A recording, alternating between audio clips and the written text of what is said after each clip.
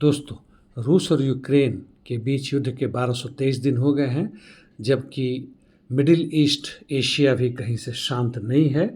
लेकिन उसके पहले देखते हैं कि दक्षिण रूस में क्या हुआ।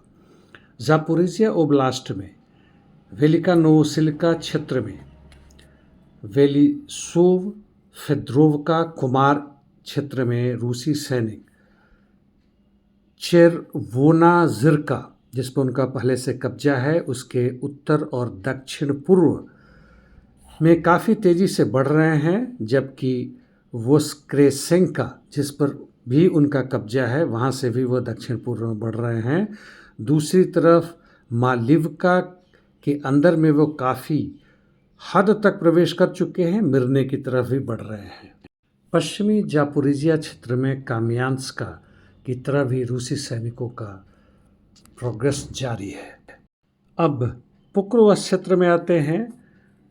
रूसी सैनिकों का ज़बरदस्त आक्रमण जारी है। नोवोसर्गिवका उडाकने फ्रंट में, यहाँ से वह मोल्देत्स्कोए जो निप्रो बॉर्डर पे है उस तरफ बढ़ रहे हैं।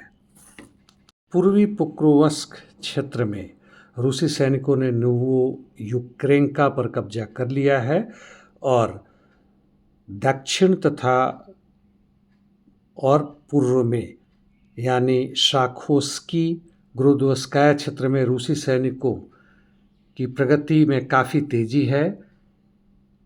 कोप्जीव या कोप्सेवो के उत्तर में वह कई सौ मीटर आगे बढ़े हैं, जबकि शेवचेंको के क्षेत्र में भी वह मिरनी, राजीन, निकोलेवका की तरफ बढ़े हैं और अंततः माइरोल्यूबिवका और ग्रोदोवका के उत्तर पश्चिम में बढ़े। यानी कुल बढ़त जो इनका है वह कॉन्स्टांटिनिवका की तरफ है और इनका लक्ष्य निप्रोपेट्रोवस्क ओब्लास्ट में पहुंचने का है। टोरेस चासेव यार में रूसी सैनिकों का बढ़त थोड़ी धीमी गति से है, जबकि सिवर्स्क में सेरिब्रियांका फॉरेस्ट्री और सिवर्स्क के आउटस्कर्ट्स पर लड़ाई शुरू हो चुका है। नॉर्थ ईस्ट यूक्रेन यानी खार्को क्षेत्र में भी लड़ाई जारी है, जबकि खार्को के उत्तर में रूसी सैनिक वोल्चांस्क के पश्चिम और दक्षिण में आगे बढ़े हैं।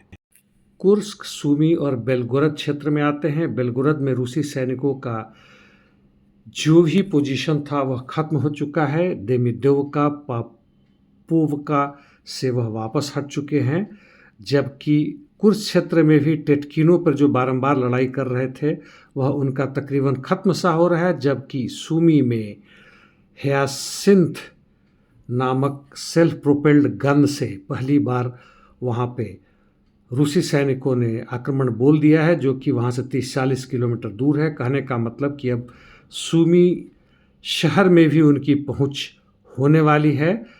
इस बीच में उन्होंने जिंका नामक छोटे से जगह पर कब्जा कर लिया है। उडाकने, शेवचेंको और यूनाकोका की तरफ इनका ऑफेंसिव ऑपरेशन जारी है।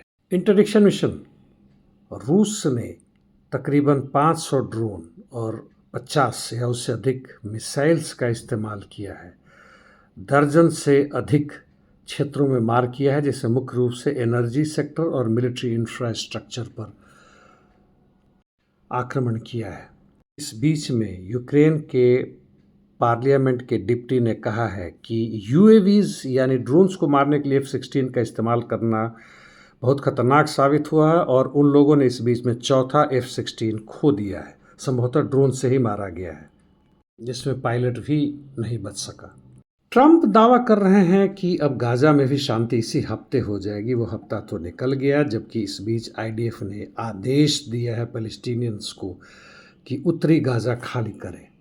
इस बीच में ट्रंप के इंटरवेंशन के बाद इजराइल के कोर्ट ने नेतान्याहू को राहत दे दी है कि जो उनका शेड्यूल्ड टेस्टिमनी था, यानी कोर्ट में आके जो बताना था उनके खिलाफ